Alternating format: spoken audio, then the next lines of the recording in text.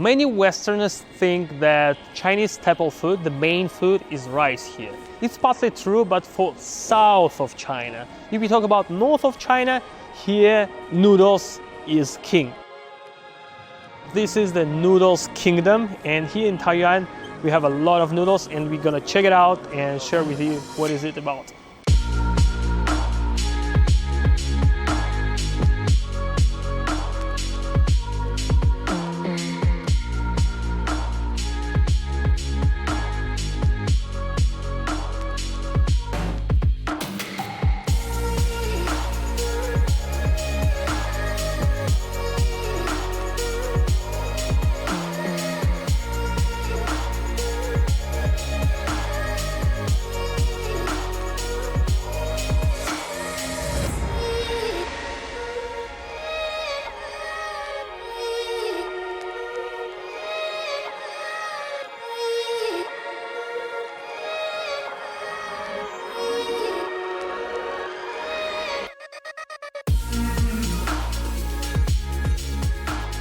So the concept of this restaurant is amazing. It's like 5 floors and each floor have its main theme, main topic. For example, the second floor is about ancient trading of Shanxi province. And if you see this like golden coins and like the history of the trading on the Silk Road, I mean like that's super cool concept. It's very popular and very tasty restaurant. The third floor is all about Three Kingdoms period of China. So it's a very famous and very important period of China of Three Kingdoms, and all these rooms, all these decorations is all about this. Look at that, so cool.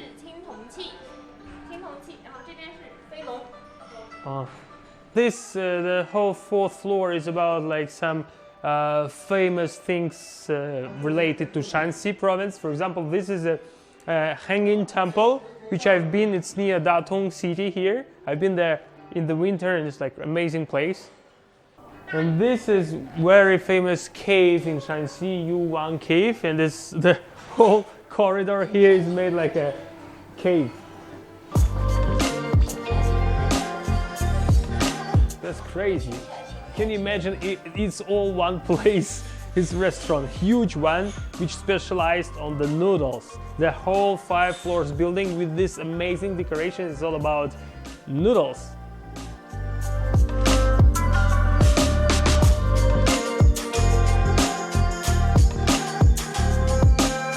是这样，我发现很多外国人就在国外都觉得都是中国人都是吃米饭。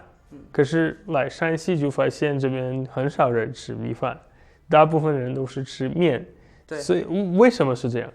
因为我们山西是面食王国，也称为小杂粮王国，所以说呢，我们面食做的种类是很多的。我们山西的话，你一年365天，天天可以吃到不同样的。365天，65天，对，所以天天吃到不重样的面食。所以总共有360多种面条吗？多吗？多。我听过200多，是360多。多。您这样，我呢送你一本我们酒店亲自编的面食大全，里面有好几千种，都是关于面，都是关于面食的。可以，这是我们自己酒店编的。那所以有360多种面条，对，就是面，然后还有很多种做法，对，很多。所以总共意思是有几千多，就是对，不一样的做法，不一样的东西。比如说是粗粮有红面、豆面，还有高粱面、油面等等。那山西是在全国是算是最多是在这边面吗？这可以这么说，世界面食在中国，中国面食在我们山西，山西的面食就在金永楼啊。对，我们金永楼是弘扬山西面食文化的一个窗口。那山西人完全不吃米饭吗？也吃米饭，但是吃米饭的很少，还是以主食我们以面食为主。对。那你自己最喜欢吃哪一种面？我喜欢吃蹄尖儿。因为蹄尖比较软和嘛，蹄尖踢出来之后像小圆一样，特别软和，适合我们养胃。那胃不好的人吃比较好。那这边在太原是最出名的，在山西来说呢，是刀削面是最出名的，但是适合吃的还是蹄尖。So we finished our dinner. I'm full and happy, and I got this gift from this manager of this amazing restaurant. This is whole encyclopedia about like the whole book about noodles. Here like thousands of recipes just about noodles. Can you imagine? Only noodles here. So yeah, noodles culture is, I think it's even bigger than rice culture in China. And I don't know, not many people know about it. Yeah, Chinese noodles everyone knows, but they don't know that it's the main thing in the north of China.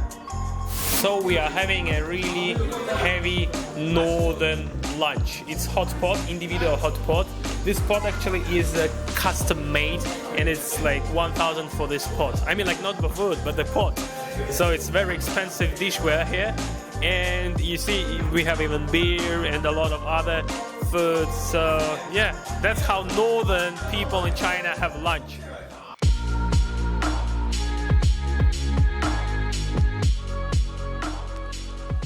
So you know what I'm doing? I'm preparing vinegar. You know, first I milled some stuff, then I rolled some stuff, and this we are preparing fermentation, alcoholic fermentation for vinegar. It's Chinese mature vinegar and it's black colored, you know. I always was interested why it's black colored, because in Russia, back to Russia, vinegar is like watercolor and Chinese vinegar is black. So here in Shanxi, one of the most famous vinegars in China, and they produce here, they show us how they produce it in traditional way here. For sure, in commercial scale, they do it with machinery. But here we can see the whole process, how they do it in handmade style, like old school style. And actually, you can buy this handmade vinegar here. It's hard to describe, but it's very strong vinegar smell. And in each room, it's different, you know.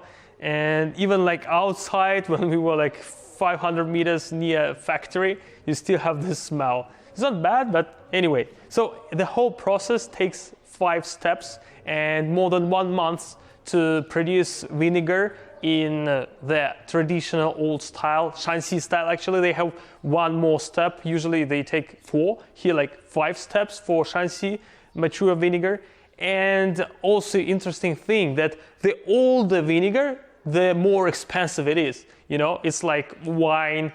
So they also even have 30 years old vinegar, and that one probably very expensive. We will check later.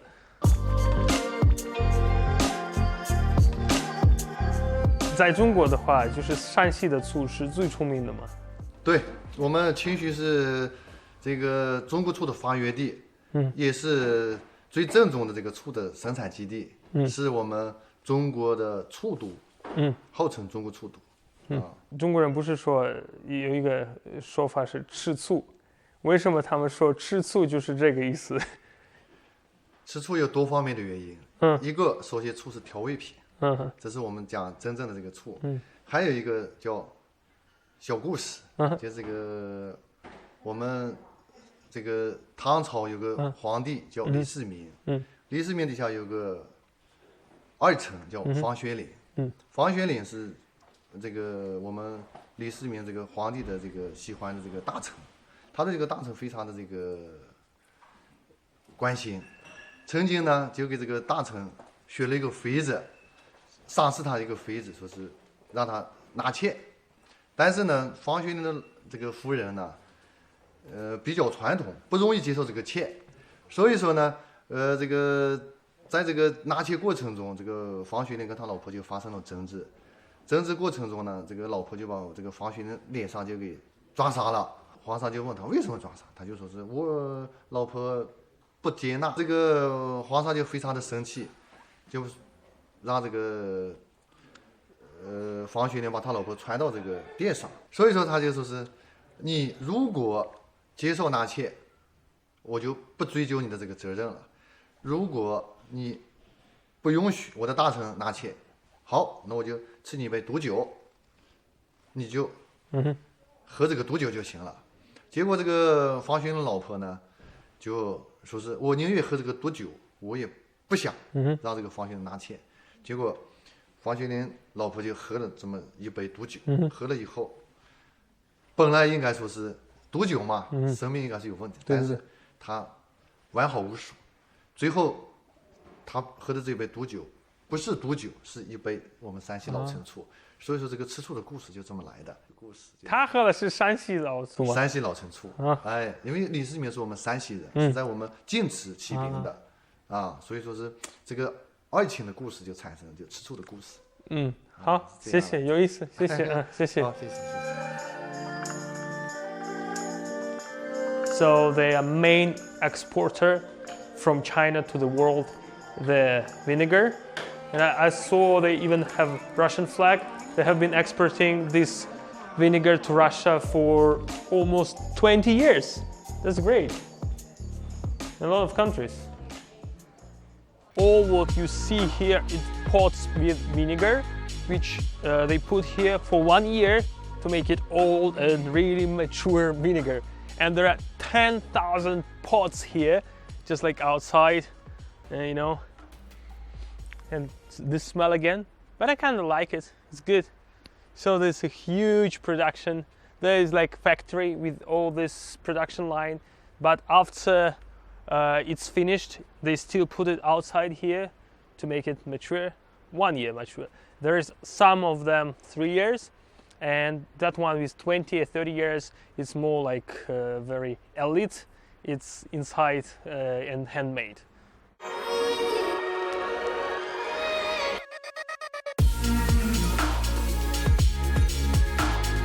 We came to another factory, also vinegar factory. There are a lot of vinegar factories all around this district, and it's more fancy one, you know, like this fashionable. And they all even have this room where you can wash your feet with vinegar, you know. So it means like vinegar have a lot of different usage, not only like for cooking or like a sauce. They also do kind of a medicine vinegar. They say like if you drink it in the morning every day, so it will be good for your stomach.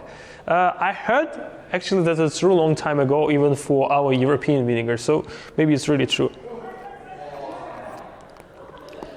Actually, I like vinegar. It's not that bad. And yeah, so wash your hands with vinegar, drink it in the morning, and you will be fine. So we have a dinner now with one of the bosses of this big vinegar factory. And you know what he did? He cannot drink alcohol today, but in China, like it's polite when you have a dinner, a guest to drink with them, but he cannot today.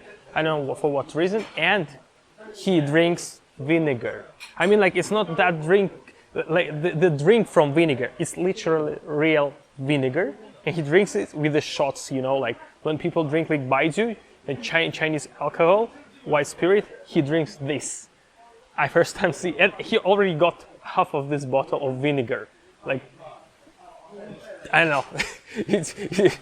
And they say it's only people in Shanxi do like this because like you feel not very like convenient because you don't drink, you don't join other people with alcohol, so you drink vinegar.